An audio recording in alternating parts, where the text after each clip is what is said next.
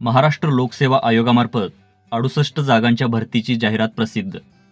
पदांची नावे खालीलप्रमाणे: पोलीस उपअधीक्षक, सहाय्यक पोलीस आयुक्त यांची पदसंख्या आहे 6, उपसंचालक तंत्र शिक्षण सचिव पदसंख्या 1, सहाय्यक संचालक किंवा संशोधन अधिकारी प्रकल्प अधिकारी पदसंख्या 26, इतर मागास बहुजन कल्याण अधिकारी पदसंख्या 31।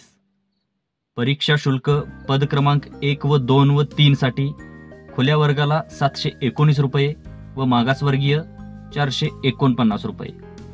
पद क्रमांक 4 आणि 5 यासाठी खुल्या प्रवर्गाला 394 रुपये व मागासवर्गीयांना 294 रुपये। नोकरीचे ठिकाण आहे संपूर्ण महाराष्ट्रभर।